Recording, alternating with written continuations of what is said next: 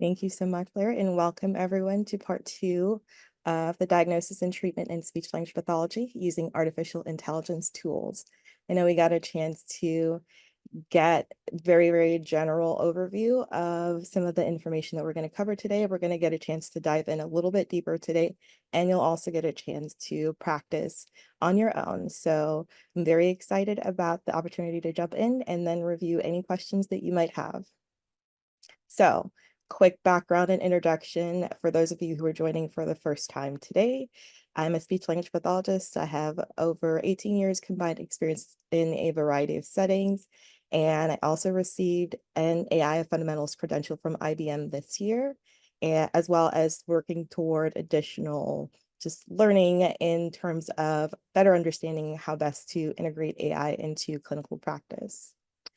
Financial disclosures are that I am currently the executive director at an organization called Women in Voice, as well as the founder and CEO at Balance. And again, this will be an overview of the ways that you can use AI tools in your clinical practice, but not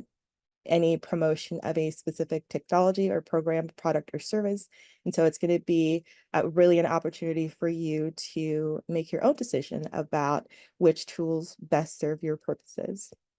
So I want to do a quick recap of part one, just to refresh our memories. We went over definitions, and so we talked about how data science, artificial intelligence, AI tools, and the clinical process are really united by the use of data to be able to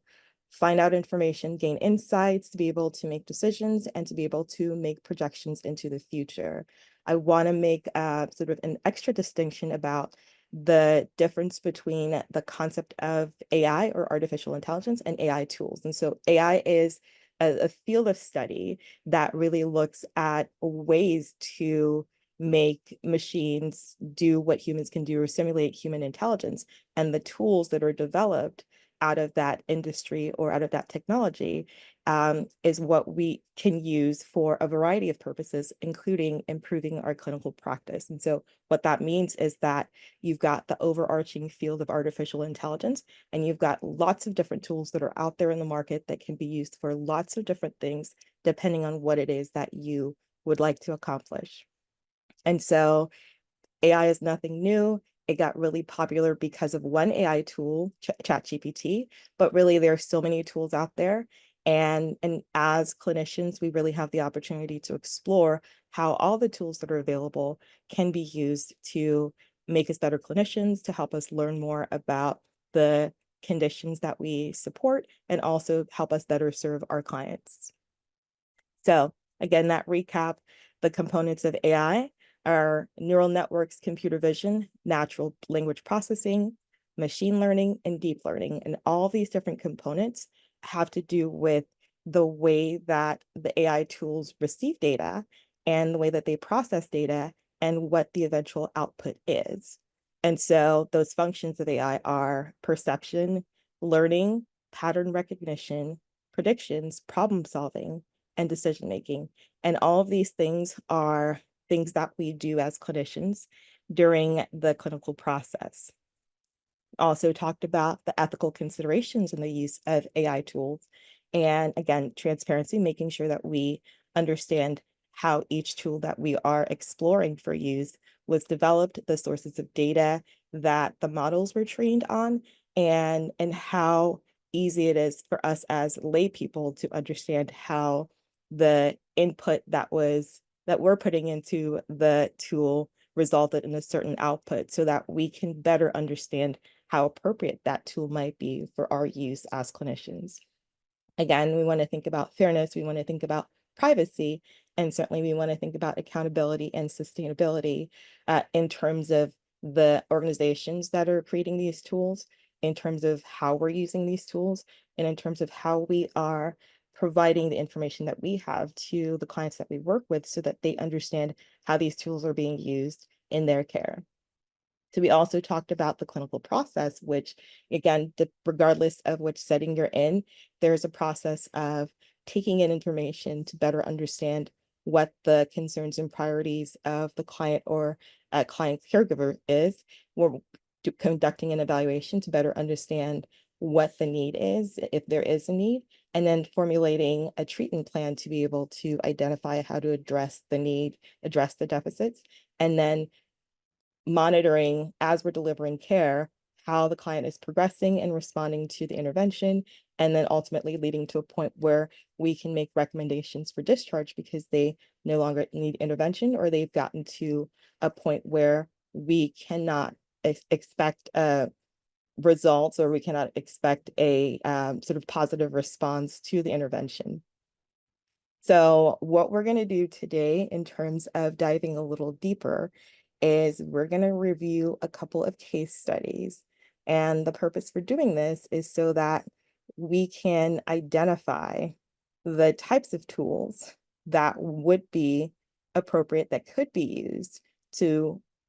complete the clinical process for these clients.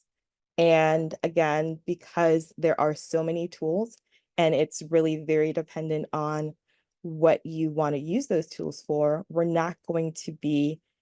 identifying or working with a specific tool, because you as the clinician, you really have the opportunity to think about what it is that you want to accomplish with your client, and then what the steps are to be able to collect the data that you want to collect, to be able to essentially use the data for your purposes, and then being able to identify, of all the tools that are available, which tool would be the most appropriate for you to do so. And so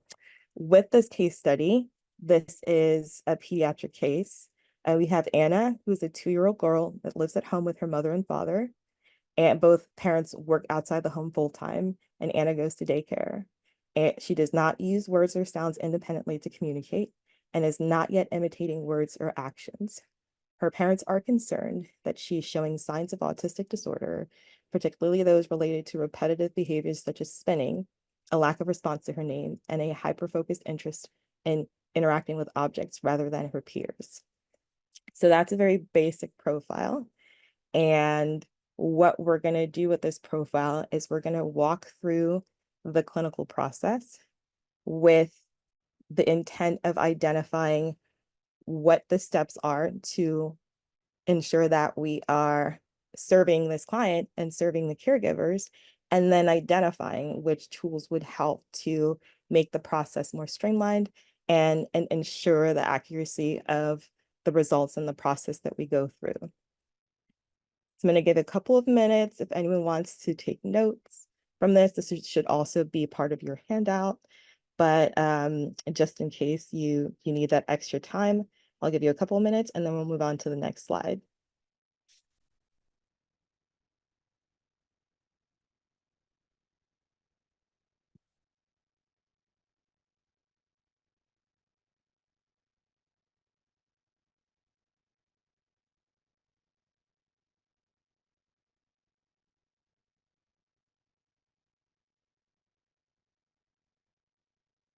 All right, so we're going to move on to the next slide.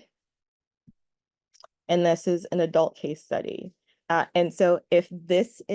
you have not worked with adults, that is totally fine.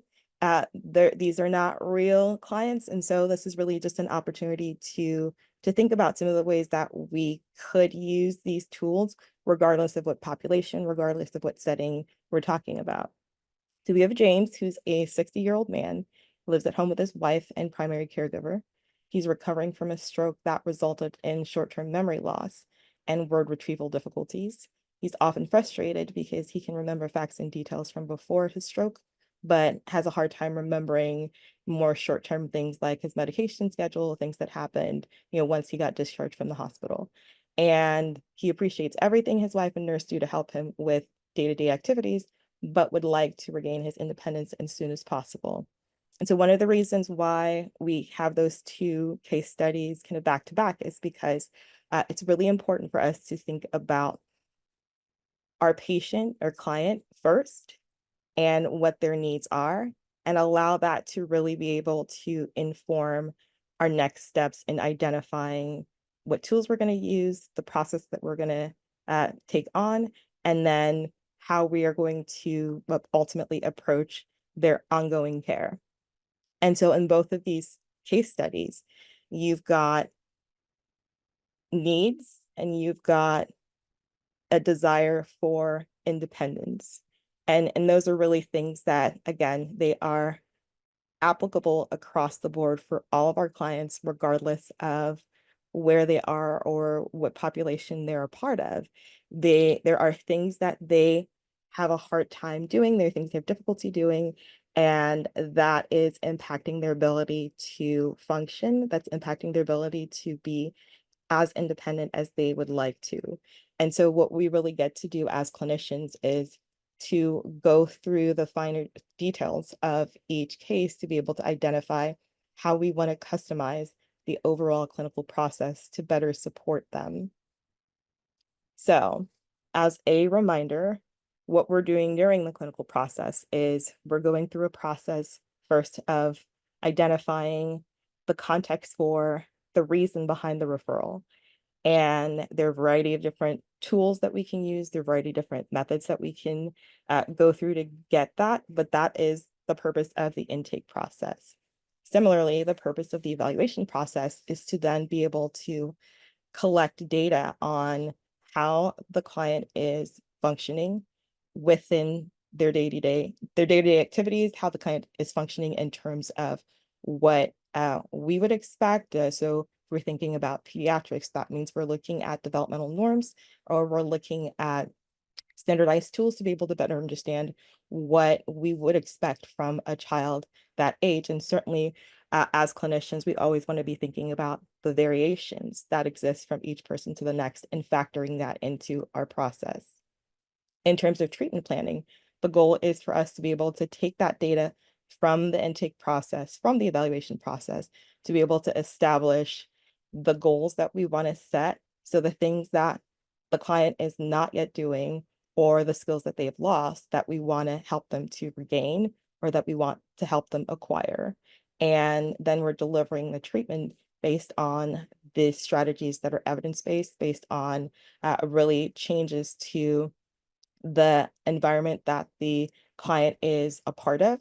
And then we are educating caregivers because we want to ensure that they have the tools and they are equipped to be able to support the ongoing process of treatment, and that we're able to ensure better outcomes and outcomes that last much longer than what we're doing solely in the treatment sessions. And then we want to be able to document all of this so that not only are we providing a justification for the intervention that we're providing, we're also making sure that we're able to educate people who are not in our field to understand this process and to understand the ways that they can support the clinical outcomes that we want.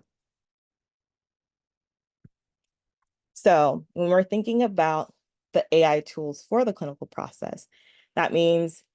we can use tools that are developed for the purposes of data collection.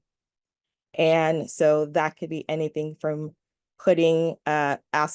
ChatGPT or Gemini, which is the Google version of ChatGPT, a question about a particular population, a question about a particular diagnosis, a question about research, a question about really anything that pertains to data that will either help you to better understand a particular client's need, or better understand the areas where you maybe want to learn a little bit more as a clinician.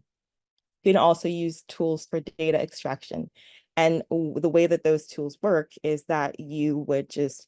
upload a file, put copy and paste text into this tool, and it will summarize the information in there for you, or it will give you some type of a sort of bulleted summary of pertinent information. So if you put keywords, for instance, and you're looking for something that's related to, as an example, post-stroke recovery,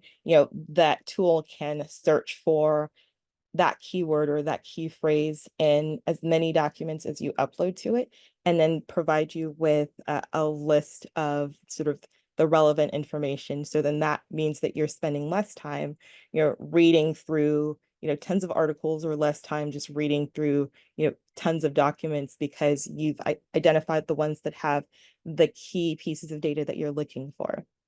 So you also have tools for data analysis, and those are tools that can be used to help you just better understand the data that you've collected, organize it, and give you just like much more of a sort of a big picture view of what all the data means, as opposed to, again, having to do all of that manually. And you can have tools for supporting your diagnostic impressions, and that's just, again, anywhere from a tool that can help you organize research articles, a tool that can give you recommendations for treatment approaches, and so on. And then you've got tools for client or caregiver education, which again, really it's about identifying where the gaps are in your client or the caregiver's knowledge of the strategies and their effectiveness, the evidence base behind them, and really being able to either, ask the ChatGPT for the evidence that you're looking for that you're going to share with the caregiver, or even creating a plan for teaching the caregiver uh, bits and pieces of information that you think would be beneficial for them to know so that they can better support the client. And then, of course, you've got tools for documentation, which are really just medical scribes. And again, there are quite a few of those out there that, depending on who they're created by and what they're used for, they have lots of different features. And one of the things that you get to do is to really think about the functions of these different types of tools and what, again, you would like to be able to accomplish by using them, so that you are in the best possible position to identify the most appropriate tool for your purposes. So, talking about AI and the clinical process, one of the things to keep in mind is the steps that you want to take always start with establishing your goals. So what you want to think about is what you want to accomplish. So if I want to use the example of one of the case studies, I can pick the pediatric case study, Anna, and say, well, what I would like to accomplish is I would like to identify the knowledge of the caregiver about the signs of autism. I would like to identify certainly her current levels. I would like to identify any new research that might be out there that can provide any additional information about treatment approaches, about how response to intervention goes for children who need specific interventions because they have an underlying developmental disorder. So your goals are your goals. You really want to take some time to sit down and think about it, and then proceed to the next step, because in order to successfully move to the next step, you want to have your goals in mind. And one of the things that I recommend is just really writing them down, so that it's a lot easier for you to then go to the next step of identifying valid sources of data, so that you are not overwhelmed by all the information that's out there and all the different rabbit holes that might be really easy to fall into. And so once you've identified what your sources of data are, then you want to identify your data collection methods. And essentially that's just saying, like, how will you collect the data in a way that helps you meet the goals? And then you actually want to collect your data, and you want to ask, how will you take action? So what are those specific actions that you will take in order to collect the data that you need? And then ultimately thinking about the goals that you want to accomplish, you want to ask yourself how you will use your data to be able to meet those goals. So, so one of the things that I would like to sort of recommend for sort of this deep dive is to think about those two case studies, so Anna and James, and then think about what, one particular one, or if you wanted to do both, that's fine too. And think about one specific case study and really think about the information that you have identified and the goals that you have established for that client. And so ultimately, you want to be able to collect the data that you need to better understand the reason for referral. You want to review the case history because you want to be able to identify the factors that might contribute to the concerns that have been expressed, and then identify areas to probe during the evaluation process. So that's ultimately the goals that you want to be able to meet during the intake in a very general sense. The specifics of it will depend on your client. And so your sources of data will be some type of form that allows you to collect information. So this is where you want to think about your AI tools for data collection. And again, there's so many different things that you can do in terms of using questionnaires. So for instance, you can ask ChatGPT to create a questionnaire for you that includes all the particular topics or topic areas that you would like to get information about. And again, remembering that because it's a tool, the output is only going to be as effective as the input. And so the more specific you are able to write those prompts to say, oh, I would like a questionnaire that is covering the,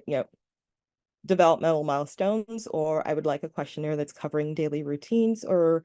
all of the above, whatever the case may be, that is going to influence the response that you get from the tool. And that's one of the reasons why you really want to start with establishing your specific goals and understanding what it is that you would like to obtain from using the tool. And so that's data collection. So in terms of case history files, that is something that there is going to be an extent to which you can use AI tools for, because that's something that's coming from external sources. So that's coming from the primary care provider, that's coming from a school, that's coming from any other providers who are working with the client, that's coming from uh, any other sort of records that will give you a little bit more of that context that you need to better understand the reason for referral. What you can do is, and this is something that you definitely want to do with the utmost caution, you could use a data extraction tool, or one that summarizes data, so that you are essentially condensing the information. And definitely, you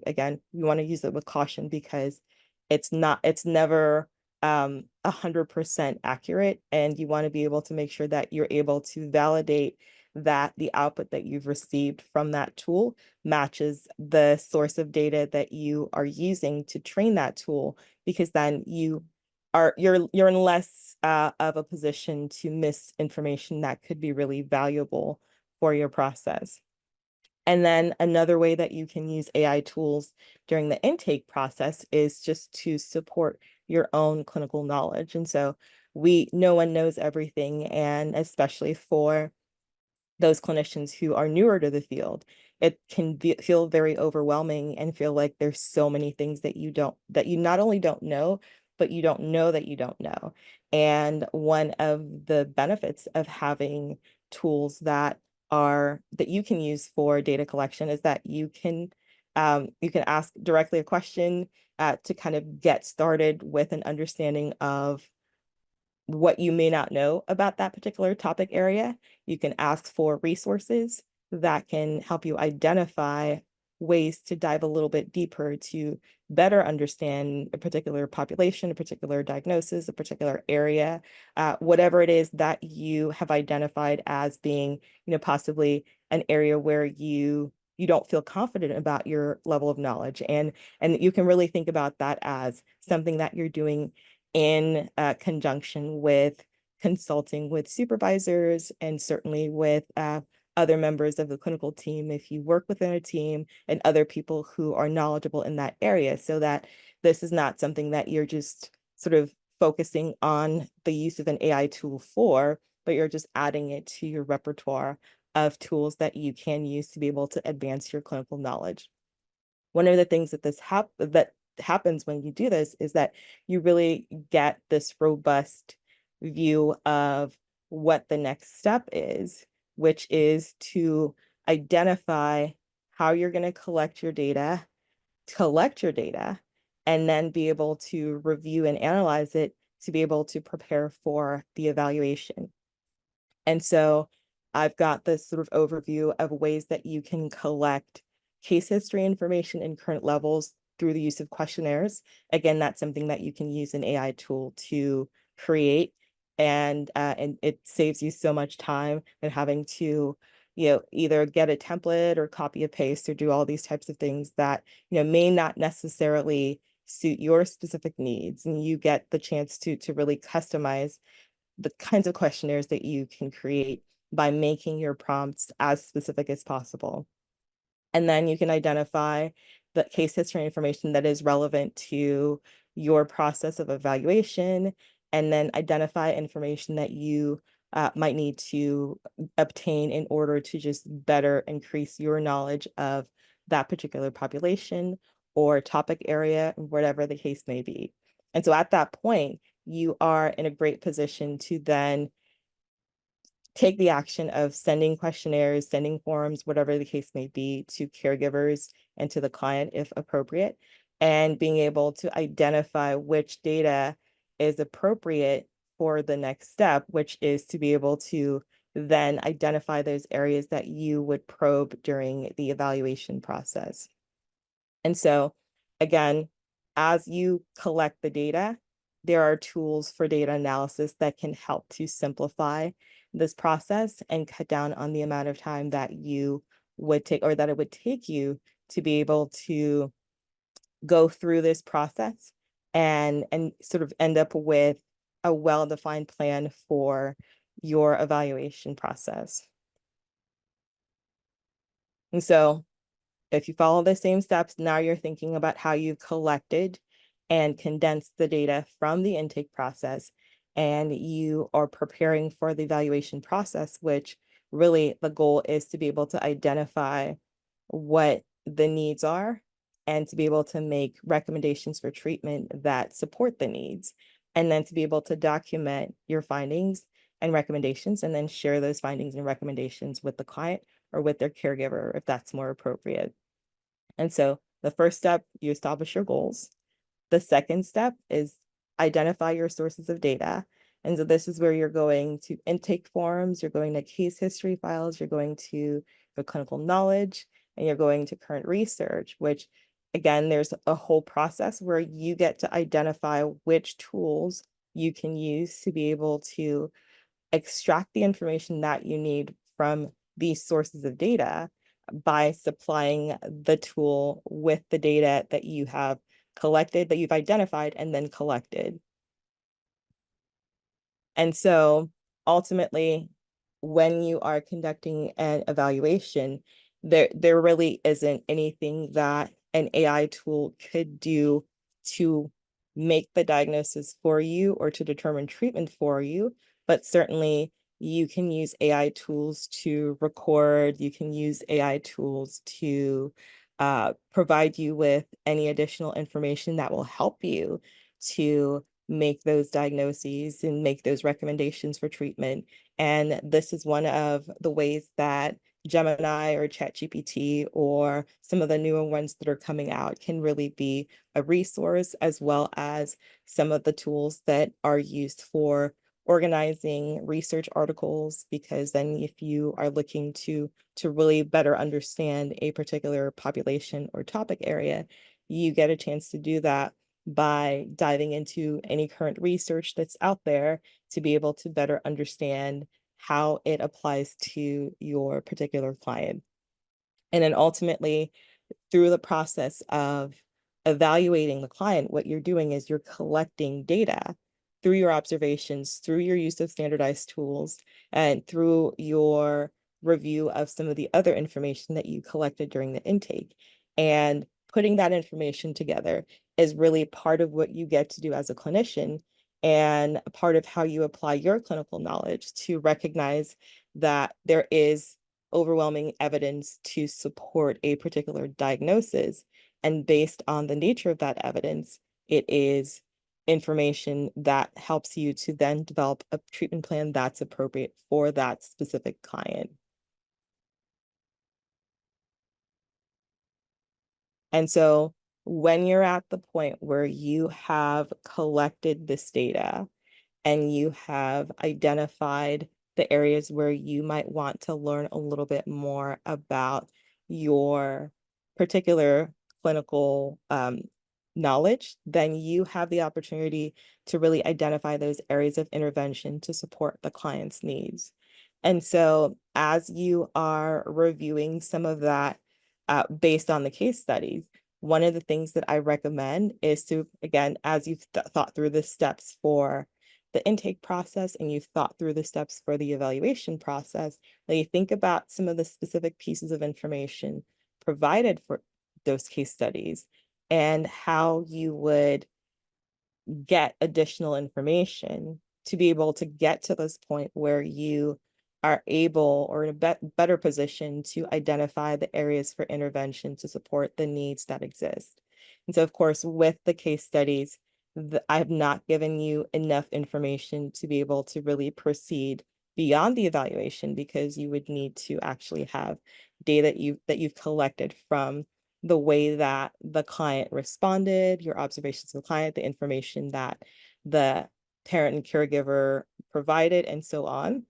But we're going to go through the next few parts of the process just with the sense that we're really thinking about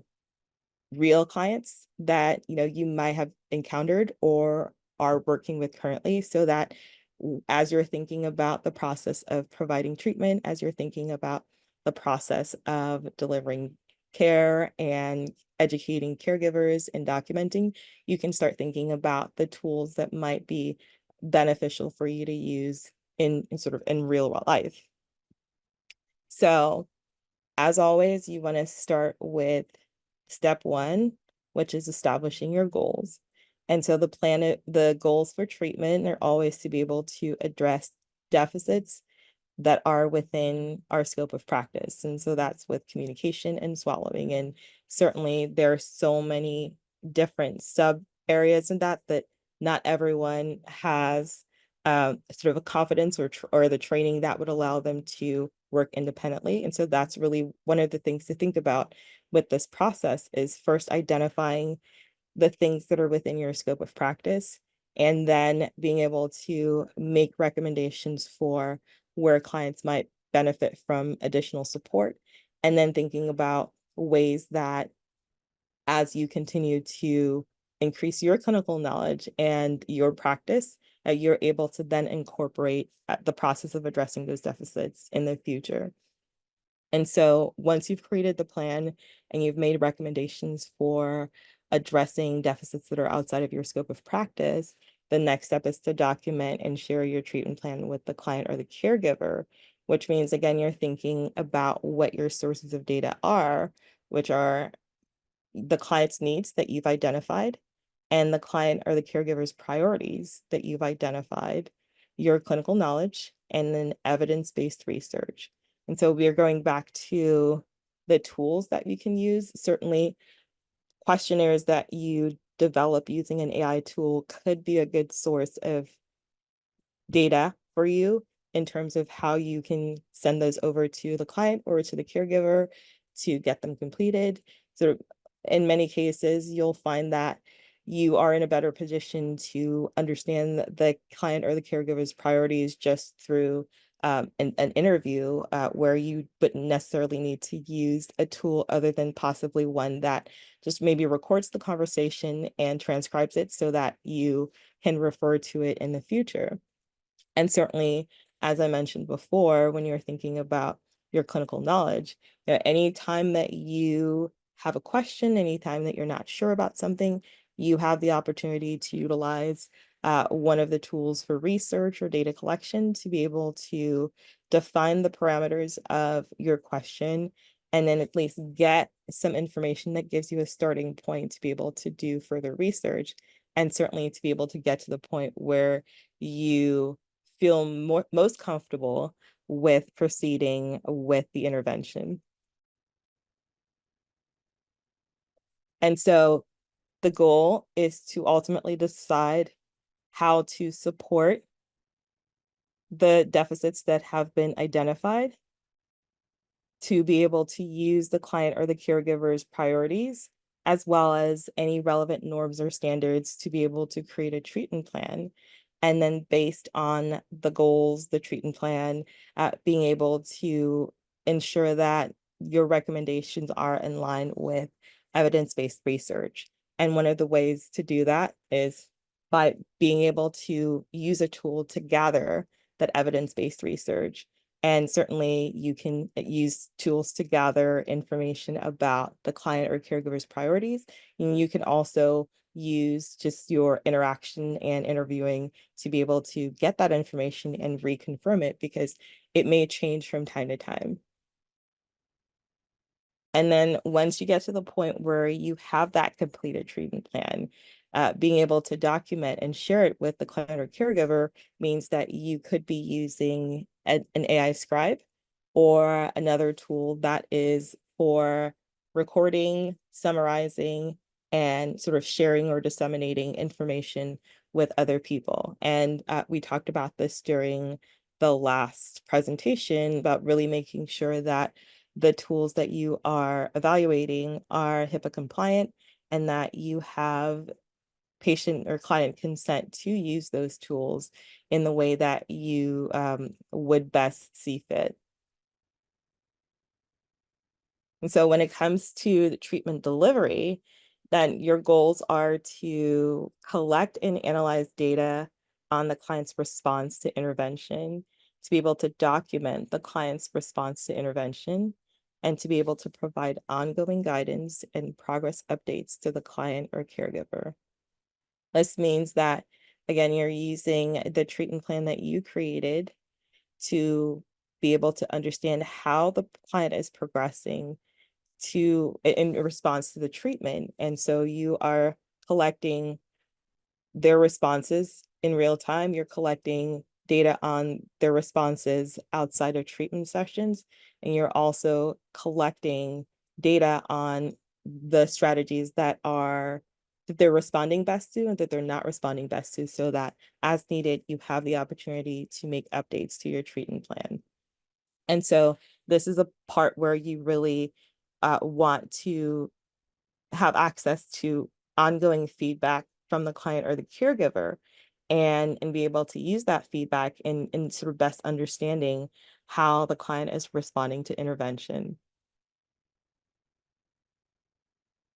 And so again, you want to think about your data collection methods. And so you have your observations during the treatment sessions, you have the client or caregiver feedback outside of the treatment sessions. And one of the things that you can do in terms of the tools that you can use is you can use both data collection and data analysis tools to be able to collect the data within the session and outside of the session. And so an example of data that you could collect outside of the session could be an app that allows clients or caregivers to record when they're using the strategies and how the client is responding to the strategies. And that's something that provides data that also lets you know how often practice is occurring, and how consistently the strategies are being used in a way that you have taught or have modeled. And that can be really useful for being able to really approach ongoing sessions with caregiver education, empowerment, or whatever might be needed to support effective carryover. And so one of the things that you can also do is to be able to educate the caregiver to understand which strategies are most effective based on their recollection, based on their sort of feedback, that allows you to understand, if something maybe is, they're having a hard time implementing something, maybe a great strategy, but it's not the best strategy for them because of their unique circumstances. That gives you the opportunity to really track all of that and then be able to provide feedback, provide education, provide any support or any referrals that might be necessary for that client. And that's something that, again, regardless of the tool that's being used, it's really data collection and data analysis. And that really just gives you additional insight into what is happening with the client and what you might need to do in response to what's happening with the client. And so identifying a predetermined period of time. So let's say, 3 months, 4 weeks, 8 weeks, whatever the case may be. That's something that you, again, get to do as a clinician, because ultimately you're using these tools to be able to measure how the client is progressing and to be able to track the trajectory of their progress so that you can make adjustments as needed, and so that you can provide ongoing support and guidance to the caregiver as needed. And so going back to really this idea of client and caregiver education, we want to establish the goals of increasing their knowledge of the strategies that are used in treatment sessions, increasing their ability to participate during treatment sessions, and increasing their ability to use carryover strategies outside of treatment sessions. And we know that all of these goals are evidence-based. You know that the more involved caregivers are in treatment, the better outcomes we see, and the more we're really able to see the progress that we want to see in the clients. And so in identifying what those goals are, then you want to think about your sources of data. And so you've got your observations, and then you've got the feedback from the client or the caregiver. And so you are observing them using a strategy in a treatment session, or they're telling you that they use the strategy outside of the treatment session and what happened as a result. And this can be really, really useful because you have the opportunity then to put that data into a tool that helps you to visualize their growth, the growth of their knowledge, and also helps you to extract valuable information that you can then use to better inform your treatment approach, better inform ongoing education, and then just better track your client's progress. And so we're using observations of the client or the caregiver to determine their level of knowledge and how that knowledge is growing over a determined period of time. And then you're using feedback from that client or caregiver to determine their level of confidence with participating and with using these strategies outside of treatment sessions. And so the methods of data collection are observations and feedback. And so that means the process of collecting your data is you're observing how they're using those strategies during the treatment sessions, and you are using tools that help you to collect and to use the feedback from their understanding of the strategies, from their use of the strategies. And again, that helps better inform your practice and puts you in a better position to understand how closely the understanding of the client or the caregiver relates to the outcomes that you're seeing with the client and how well they're making progress. And so once you have that data, you're in the best possible position to identify what other ways you might want to provide support to be able to ensure that your clients and the caregivers are learning what they need to learn to best support the client, and to ensure that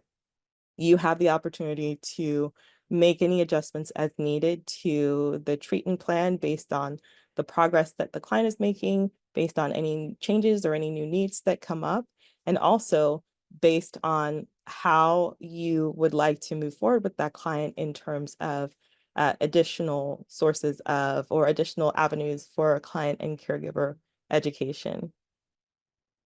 So when it comes to documentation, establishing your goals means you want to be able to describe what you're doing in the treatment sessions and how the client is responding. You want to describe how the client or the caregiver is engaging with those treatment activities. And you want to be able to describe what you're observing, what your ongoing impressions are, any recommendations that you might have that are new, and just really any changes that might impact the trajectory of progress. And this is really where you have the opportunity to tie everything back to the overall outcomes that you want for the client, the overall goals that you have for the client, which is you want to be able to identify what their needs are. You want to be able to identify how to support those needs, and you want to be able to sort of equip and empower their caregivers to support those needs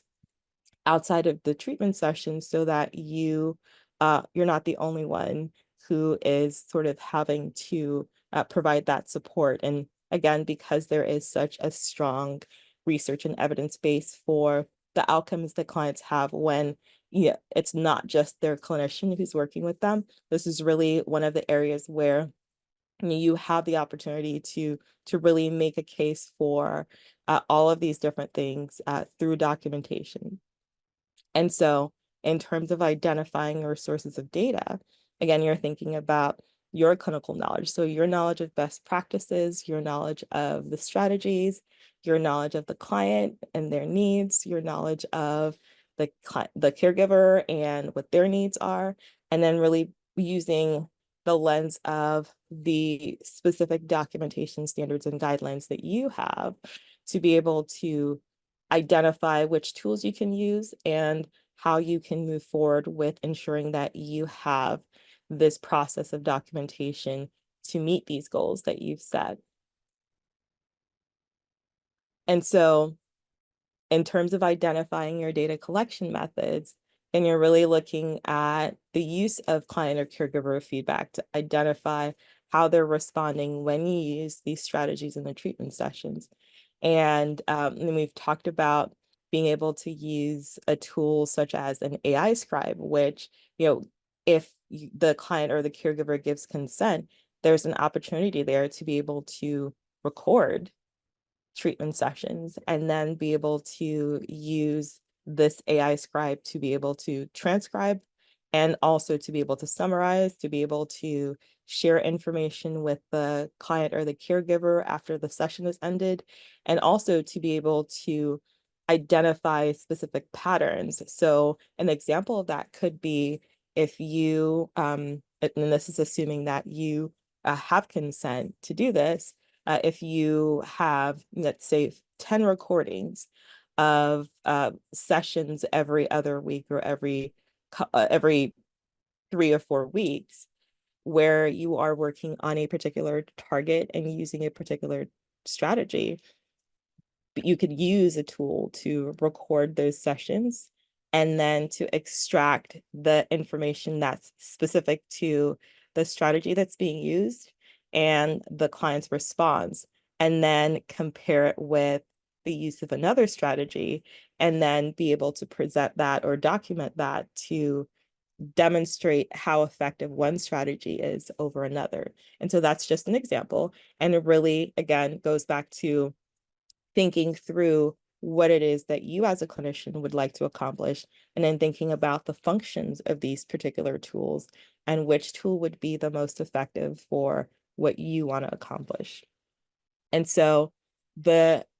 beauty of all of these tools is that it really is they are designed to be your co-pilot, essentially. And so you have the idea, you have the goal, and you use this tool for whatever goal that you have, for whatever idea that you have. And that's something that helps you to continue to identify other ways that you can use it. So in terms of data collection methods, you really are using your clinical knowledge to identify how the client is progressing on an ongoing basis. And you have an opportunity there to use any of the tools for research or data collection to better increase your knowledge of what to look out for when it comes to looking at progress and understanding what progress looks like with a particular area that you may not have or may not feel as confident with relying on your observation and existing clinical knowledge for. And then again, being able to use existing documentation standards to be able to describe your clinical observations and any changes or additional recommendations. So this is where it really is going to depend on which setting that you're in, which tool you use, because the documentation standards are different if you're working in a hospital or a SNF or in home health or a school or in private practice. And so you really want to be able to use your documentation standards as a guide to be able to understand how to how to identify the most effective tools to use. So for instance, you might be in a better position to use an AI scribe if you're working in a private practice or hospital versus if you're working in a school. But one of the ways that you could use a tool for documentation, even if you work within a school, is you could, for instance, use one of the data analysis tools to evaluate, let's say, an IEP, to be able to identify the sort of the standards or the writing style of an IEP, and then to make recommendations for how you might structure your IEP summary to be able to sort of conform with that standard. And again, one of the things to keep in mind is that because it's a tool that you are using, you really want to be able to review it, whatever output you get, and make sure that it serves the purposes that you have established, so that you are not just sort of using something that it put out and have it not be relevant to your client's needs or relevant to the purposes of documentation that you have. And once you've done that, it's really an ongoing process of identifying other ways that you can use specific tools to be able to meet these particular purposes that you have for your client. So when it comes to collecting your data, what you're doing again is, as you're observing the way that the client is responding to intervention, you are identifying what you would like to track. You are gathering any information that would be helpful for you to better understand what to track in order to measure progress. And then you are making sure that you have the appropriate frame of reference for the standards that you need for documentation. And again, this is one of the ways that you can use a tool like ChatGPT or Gemini, because you can, again, ask these questions and get a general sense of what you should be applying to your process, but then also getting a general sense of how these documentation standards that you need for your particular location should inform the way that you are describing the client's response and being able to make recommendations for ongoing support. And so once you've gotten to that point, then you're in a much better position to be able to describe the client's response to intervention and to describe your clinical observations, any changes, any feedback that you're receiving, and then be able to document all of your recommendations for ongoing intervention, and ultimately document your recommendations for clinical discharge, which, when we kind of start the process, the goal is always to be able to get to the point where the client no longer needs the support, and everything that we're doing from one point to the next is being able to get closer to that point, so that we are in the best possible position to support the clients, and also in the best possible position to continue to expand our clinical knowledge, so that we are using this knowledge to best support our clients. So I'm going to pause there, because one of the things that I mentioned before was that we were going to have a chance to be a little bit more hands-on than last time, to be able to really go through this process either with the case studies or with the clients. And so, or with your existing clients, excuse me. And so in thinking about all of these different goals and all these different processes that go down to being able to identify which tools for data collection are you using to collect your data, which tools for data analysis are you using to be able to get additional insights about your data, so that you are in the best possible position to use it for your specific purpose to meet your specific goals. And how are you organizing your data so that you can share it with the people who would need that information to better understand how you arrived at a particular conclusion, to better understand what they can do to support the client, or if they're the client themselves, what they can do to support themselves, and ultimately be able to ensure that as you go through this process with any client, you have the opportunity to apply the same framework and the same process to providing services through intake, evaluation, through treatment planning, treatment delivery, and ultimately discharge, documenting all of the things that you are doing to be able to justify the care that you're providing, and then assuring that you are best supporting the client and the caregiver so that they have the opportunity to be fully participant in the process of receiving care.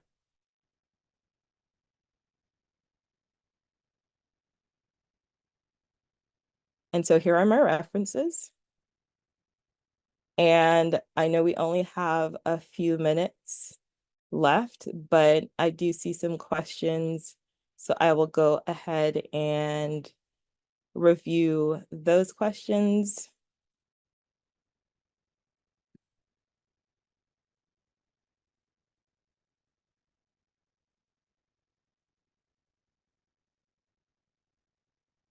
Okay, so I see that there's a question about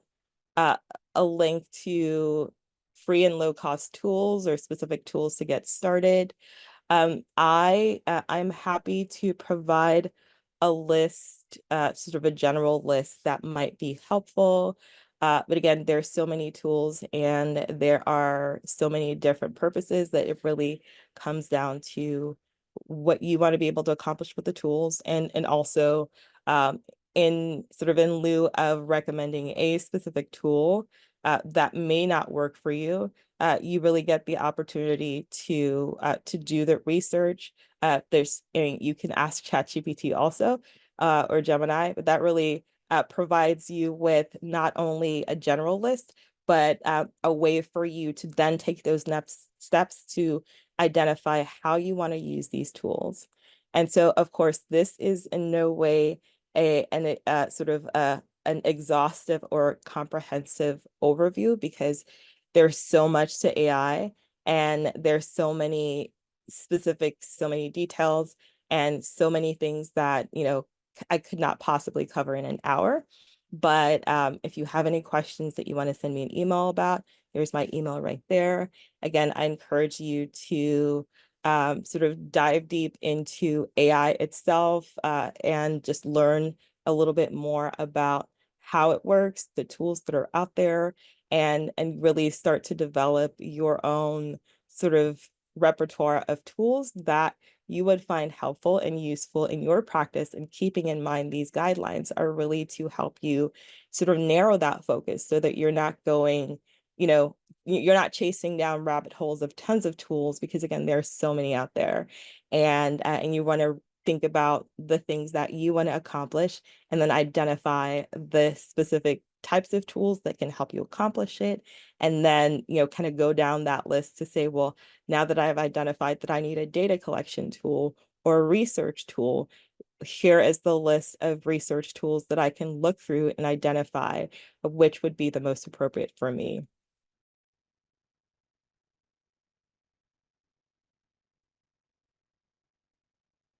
All right, so I see some people are asking about suggestions for AI tools in all the areas. I'm more than happy to provide that. Thank you all so much again for your time, and I hope you have a great rest of your day.